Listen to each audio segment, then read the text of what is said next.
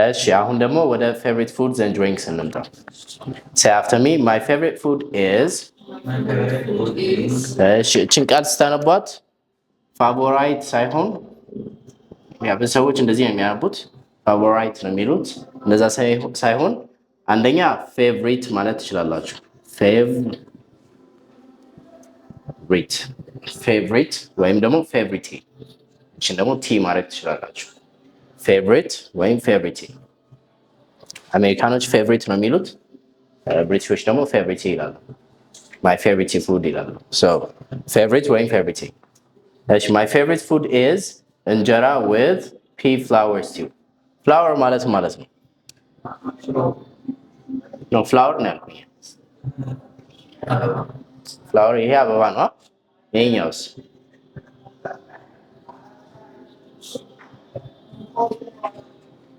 ሁለቱም flour ነው ሲነበብ ተመሳሳይ ነው ይሄን flour ነው ይሄን flour ነው ትርጉማቸው ግን ይለያያል ስፔሊንጋቸውም ይለያያል ኦኬ ሶ ይሄኛው flour ዱቄት ማለት ነው ዱቄት የተፈጨ ነገር flour ይባላል ለምሳሌ ጤፍ ከተፈጨ ጤፍ flour ነው ይባላል ወይም ደግሞ flour of ጤፍ ይባላል ግልጽ ነው አይደል ይሄኛው ዱቄት ማለት ነው እዚህ ጋር ደግሞ pea flour stew ይላል stew ደግሞ ምንድነው ወጥ ነው stew ደግሞ ወጥ ነው ለምሳሌ ዶሮ ወጥ ስትሉ እንደምትሉ chicken stew ምስር ወጥ ከሆነስ ምስር ሌንትል ነው ይባላል በእንግሊዘኛ ሌንትል ነው ይባላል ሌንትል ስለዚህ ሌንትል stew ዱባ ወጥ ከሆነስ ዱባ ወጥ pumpkin stew ግልጽ ነው so stew ማለት ምንድነው ወጥ flour ማለት ምንድነው ዱቄት እሺ ፒሳም ደግሞ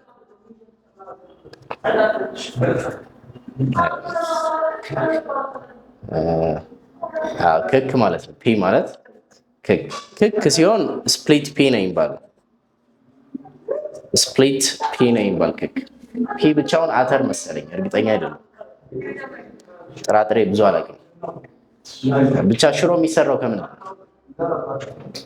ከአተር ነው የሚሰራ ኦኬ ስለዚህ ያው አተር ነው ማለት ነው ስፕሊት ፒ ሲሆን ደግሞ ክክ ይሆናል እሺ ስለዚህ አሁን I like my favorite food is እንጀራ with pea flour stew ይላል አይደል እንጀራ with pea flour stew ማለት ሽሮ ማለት ነው ሽሮ ወጥ ፈረንጆች ሽሮ ስትሉ አይገባቸው ምንድነው ሽሮ ይሏቸዋል what is ሽሮ ካሏችሁ it's a pea flour stew ካላችሁ ይገባቸዋል የአተር ዱቄት ወጥ ሆኖ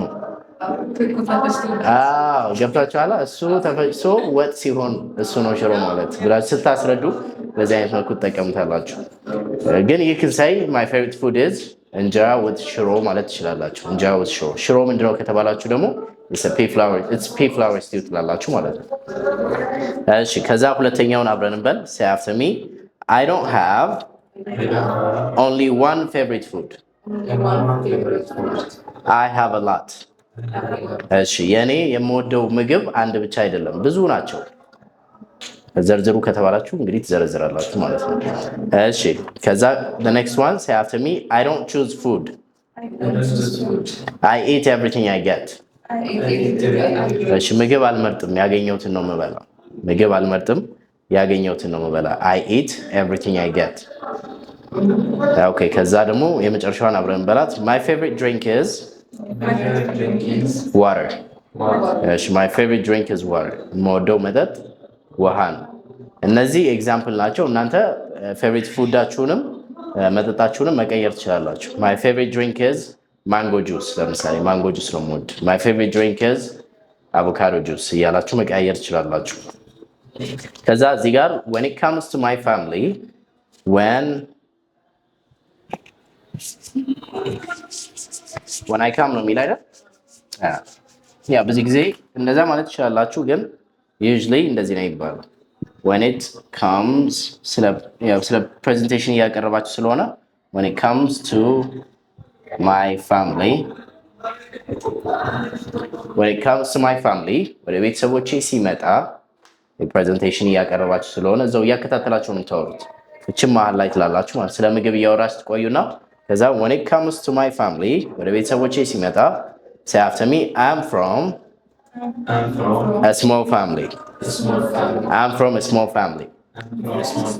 እሺ I'm from ማለት ነው እኔ የመጣሁት እንደማለት ነው I'm from ኢትዮጵያ ካላችሁ የመጣሁት ከኢትዮጵያ ነው ከባህር ዳር ነው ከሆነ I'm from ባህር ዳር ከሐረር ነው ከሆነ I'm from ሐረር እሺ ከትንሽ ቤተሰብ ነው የመጣሁት ከሆነ I'm from a small family ከትንሽ ቤተሰብ ነው የመጣሁት totally we are 6 including myself እሺ አጠቃላይ 6 ነን እኔንም ጨምሮ አጠቃላይ 6 ነን including myself ማለት እኔንም ጨምሮ ማለት ነው ወንድሜም ተጨምሮ ከሆነስ excellent including my brother እህቴ ተጨምራ ከሆነስ including my sister okay I'm from a small family totally we are 6 including myself እሺ ሁለተኛውን እንየው I'm from a medium family እሺ የመጣሁት ከመካከለኛ ቤተሰብ ነው entirely እሺ entirely ማለት ነው entire ማለት በአጠቃላይ እንደማለት ነው entire ማለት በአጠቃላይ እንደማለት ነው entire ተመሳሳይ ነው ከቶታሊ ጋር ተመሳሳይ ትርጉም ነው ያላቸው entirely ሲሆን በአጠቃላይ እንደማለት ነው ጠቅለል አለ ኦኬ entirely we ate ነው የሚል አይደል እዚህ ጋር አር ጨምሩበት we are 8 ወይም ደግሞ እዛው እንዳለች እንደዚህ አድርጋችሁ አር መጨመር entirely we are 8 with me being counted say after me with me being counted እሺ with me being counted ማለት እኔም ተቆጥሬ እንደማለት ነው እኔም ተቆጥሬ አጠቃላይ 8 ነን with me being counted እሺ ከዛ የመጨረሻው I'm from a large family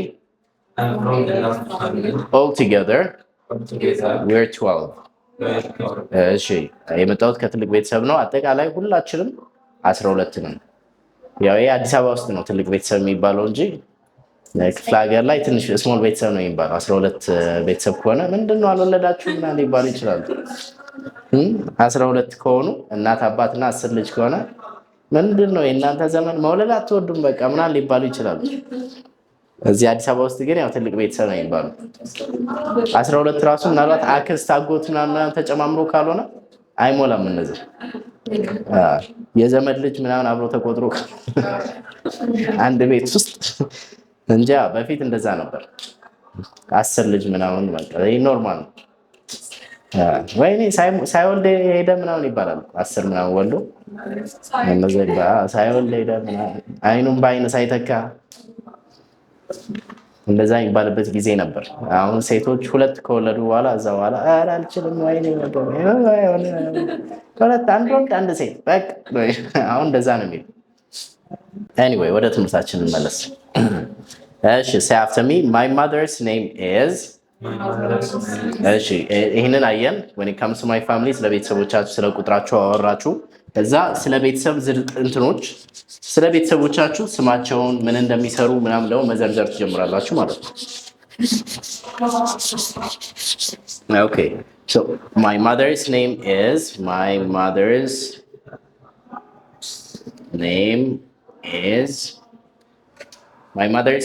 ማለት የእናቴ ስም ስትሉ ማለት ነው እቺ ኤስ ብዙ ሰዎች ላይ ይሏታል እቺ ኤስ ማለት እንደማለት ነው የእናቴ ስትሉ my mother's እቺን ኤስ ካላላችኋት ግን እኔ እናት ስም አበበች ልትሉ ነው ማለት ነው ስለዚህ ያው ኤስ እንደማለት የእናቴ የአባቴ የአጎቴ የወንድሜ ስትሉ እቺን ኤስ ትጨምራላችሁ apostrophe s ትባላለች okay so my mother's name is ከዛ የእናታችሁን ስም አለሚቱ ከሆነች አለሚቱ የእናታችሁን ስም ማለት ነው my mother's name is እገሌ ከዛ she is in her 30s she is in her 30s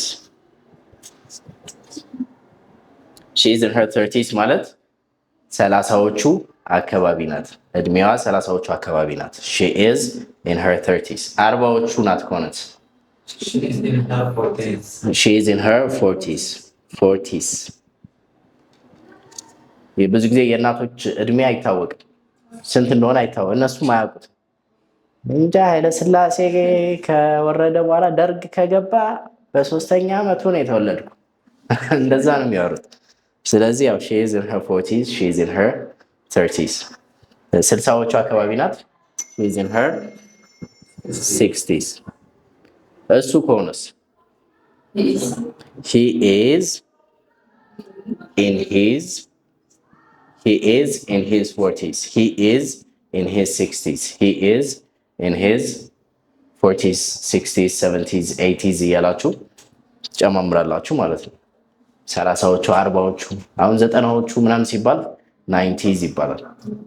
ኦኬ እሺ። ስለዚህ she is in her 30s she doesn't have a job ስራ የላትም she doesn't have a job she is a housewife የቤት እመቤት ናት። housewife ይባላል። አንዳንዶቹ ደግሞ housewife አይባልም። ለምን እንደዛ ትላላችሁ? ሴቶች እኮ እኛ ቤት ዝም ብለን አይደለም የምንቀመጠው፣ ቤቱን እኮ የምንሰራው እኛ ነን ምናምን። እንዲያውም housewife ሳይሆን house maker በሉን ብለው እንግዲህ ሁለተኛ ስም ለራሳቸው አወጡ። ሃውስ ሜከርም የቤት እመቤት እንደማለት ነው። የቤት እመቤት ሃውስ ሜከር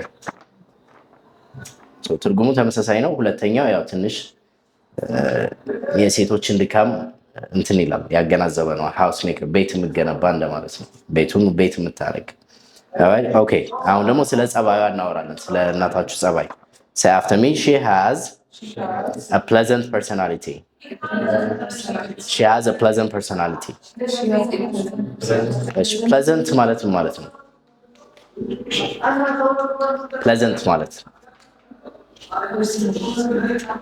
pleasant ማለት ደስ የሚል ማለት ነው። ደስ የሚል this is a pleasant place ካልኩኝ ይሄ ቦታ ደስ ይላል። what a pleasant aroma ካልኩኝ ምን አይነት ደስ የሚል ሽታ ነው እንደማለት ነው። አሮማ ማለት ሽታ ነው፣ የሚያውድ ሽታ የቡና ሊሆን ይችላል፣ ምን ይሆናል። so a pleasant aroma ደስ የሚል ሽታ። okay so she has a pleasant personality ደስ የሚል ጸባይ አላት፣ ደስ የሚል ስነ ምግባር አላት። say after me she is easygoing ፈዛችኋል ትንሽ በደንብ በሉ። she is easygoing ማለት ቀለል ያለች ማታካብድ። አንዳንድ እናቶች እንደዛ ቀለል ያሉ ናቸው። አንዳንዶች ደግሞ አሉ በጣም እንደዚህ እንትን የሚያካብዱ ነገሮች። አንዳንዶች ደግሞ ቀለል ብለው ከልጆቻቸው ጋር የሚስቁ የሚጫወቱ፣ የልጆቻቸው ጓደኛ ሲመጡም እንደዛው የሚቀላለዱ ምናምን አሉ። ሰው እንደዛ አይነት ሰው easygoing ይባላል። ከዛ the next one sociable ደግሞ ሰዎች ጋር የምትግባባ። እንትና ወለደች ስትባል ሄዳ የምትጠይቅ፣ እንትና ሰርጋለሁ ሲባል እዛ ሄዳ አብራ ወጥ የምትሰራ የምታግዝ ምናምን ከሆነች sociable ይባላል። ማህበራዊ ህይወት ያላት በቃ ሰዎች ጋር የምትግባባ። hospitable ማለት ደግሞ እንግዳ ተቀባይ ማለት ነው። እንግዳ ተቀባይ ቃሉ ሲታይ ከሆስፒታል ጋር የሚመሳሰል ነገር አለው። የሆነ ህመምተኛ ምናምን ነገር ነው የሚመስለው፣ ግን ያው ትክክለኛ ትርጉሙ hospitable ማለት እንግዳ ተቀባይ ማለት ነው።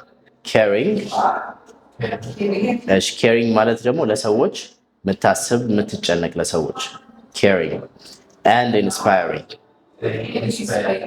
inspiring ማለት ደግሞ የምታበረታታ አይዞሽ ልጄ ትችያለሽ፣ ጎበዝ ነሽ፣ አንድ ቀን በዚህ ከቀጠልሽ አንድ ቀን ያልፍልሻል፣ ጀግና ቀጥይ ምናምን ያቺ የምታበረታታችሁ ከሆነች ኢንስፓይሪንግ። እሺ አሁን ደግሞ በትርፍ ጊዜዋ ስለምታደርጓቸው ነገሮች ደግሞ እዚህ የጻፍኩላችሁ ሳምፕል ነው። እሺ እናንተ የራሳችሁን መጻፍ ትችላላችሁ። say after me in her spare time ምን ነው አለ በትርፍ ጊዜ። ኦኬ በትርፍ ጊዜዋ she likes waving baskets ባስኬት መስፋት፣ እንደዚህ መሶብ ምናምን በድሮ ጊዜ እንደዚህ የሚንጠለጠሉ የመሶብ ክዳኑ ይሰሩና ከዚያ ያንጠለጥሉታል። እንደዛ ዌቪንግ ባስኬትስ ይባላል። ስፔኒንግ ከርተንስ እሱ ደግሞ ጥጥ መፍተል፣ ቁጭ ብለው እንደዚህ። ኦኬ እሱ ደግሞ ጥጥ መፍተል ይባላል። ስፔኒንግ ከርተንስ and embroidering clothes. ኤምብሮይደሪንግ ክሎዝ ማለት ደግሞ ኤምብሮይደር ማለት መሰላችሁ እንትን አሁን ለምሳሌ የባህል ልብስ አለ አይደል? ነጠላ ምናምን እዛ ላይ ይሄ የሚደረገው ጌጣጌጥ መጥለፍ ማለት ነው። ጥልፍ መጥለፍ። ኤምብሮይደሪንግ ክሎዝ ማለት ማስጌጥ። ነጠላው አሁን ለምሳሌ ነጭ ይሆናል፣ ከዛ እዛ ላይ ጌጣጌጥ መጥለፍ፣ ጥልፎቹ ያስጌጡታል። በቃ እሱ ማለት ነው። እንደዛ ማድረግ ማስዋብ ልብሶችን ኤምብሮይደሪንግ ክሎዝ ይባላል። ኤምብሮይደሪንግ ክሎዝ ብዙ ጊዜ ያው እናቶቻችን በብዛት የሚያደርጓቸው ስራዎች ናቸው። ቤት ቁጭ ሲሉ ቡና ከመጠጣት ጎን ለጎን ሰው ከማማት ጎን ለጎን ቁጭ ብለው ያው እነዚህን ይሰራሉ። ብዙ ጊዜ እናቶቻችን ስራ ይፈቱ አያርፉም። ብዙ ጊዜ ለምንድን ነው የማያርፉት? ነው ግን ባህሉ ራሱ ግን ቆንጆ ነው። አሁን በእንግሊዝኛ ምን የሚባል አባባል አለ? an idle brain is a workshop of the devil ይባላል። ስራ የፈታ አእምሮ የሰይጣን መጫወቻ ይሆናል። ስለዚህ ስራ ፈተው መቀመጥ አይፈልጉም። ስራ ከፈቱ በቃ የሆነ ወደ ሌላ ነገር ነው የሚሄዱ፣ ወይ ወደ ነገር ነው የሚሄዱ፣ ወይ ወደ ጸብ ይሄዳሉ፣ ወይ ወደ ነገር ይሄዳሉ። አእምሯቸው ቢዚ ከሆነ ግን አይጣሉም። ያው በተለምዶም ቢሆን ግን እናቶች ስራ ሲፈቱ አታያቸው፣ ጸባያቸውም ደስ ይላል። በቃ ቤታቸው ውስጥ ብቻ ነው ልጆቻቸውን ማነጽ፣ እንትን ሲሉ ወጣ ሲሉ መመለስ ምናምን በቃ እዛ ነገር ላይ ነው ያሉት። ያው የአሁኑ ትውልድ ግን ሌላ ነገር ነው የሚያስብ። ቁጭ ብሎ ምን ባረግ ይሻላል? የሆነ ግራ የተጋባ ትውልድ ነው ያው።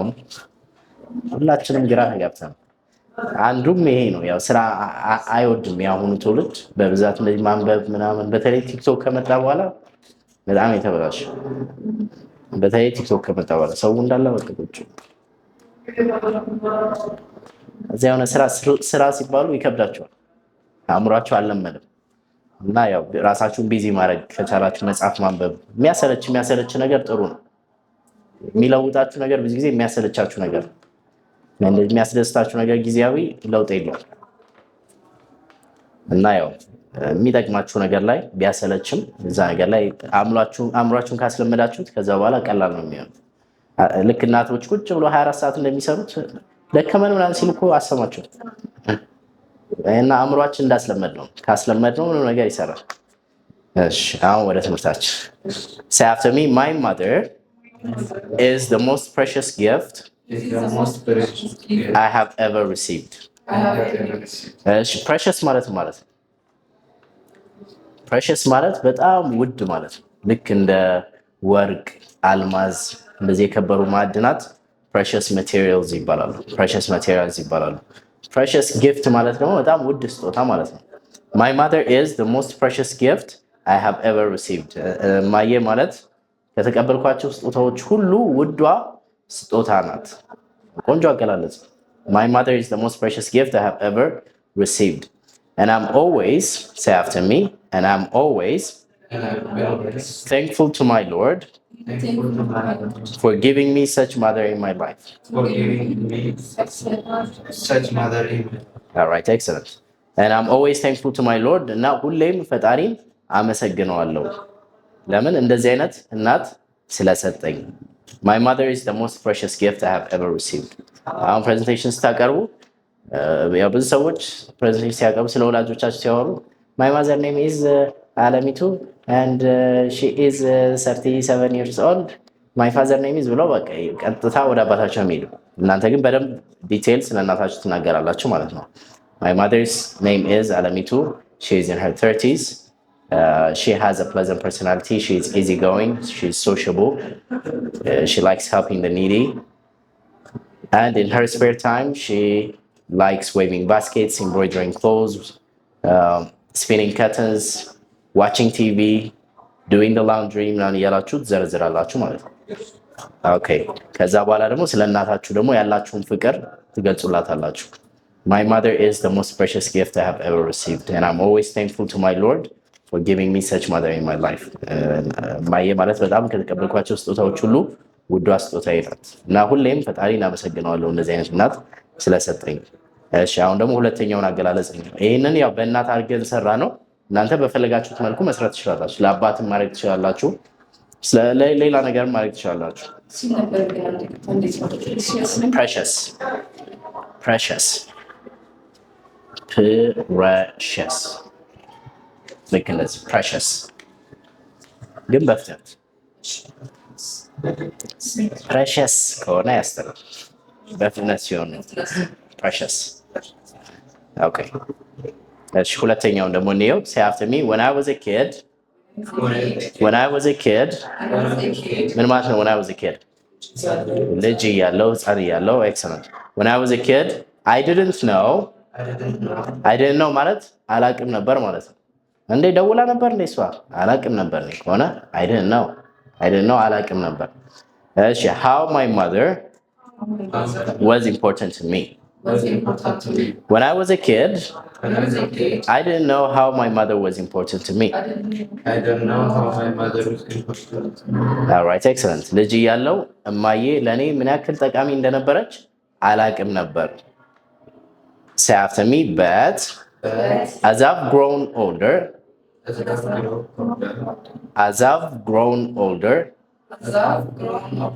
excellent as I've grown older እሺ as I've grown older ማለት እያደኩ በመጣው ቁጥር እንደማለት ነው እያደኩ በመጣው ቁጥር but as I've grown older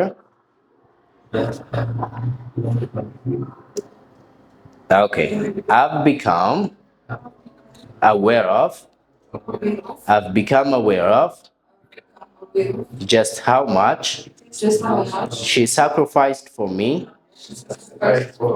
over years እሺ እያደኩ በመጣው ቁጥር ግን ለኔ ምን ያክል መስዋዕትነት እንደከፈለች እየገባኝ መጣው aware ማለት መንቃት እንደማለት ነው ማወቅ የነገር አታውቁትም ነበር ግን ልክ እየገባች ሲመጡ you are becoming aware of something okay so I've become aware of just how much she sacrificed for me over years እያደኩ በመጣው ቁጥር ግን ለኔ ምን ያክል መስዋዕትነት እንደከፈለችልኝ እየገባኝ መጣ in a meanwhile I don't even want to imagine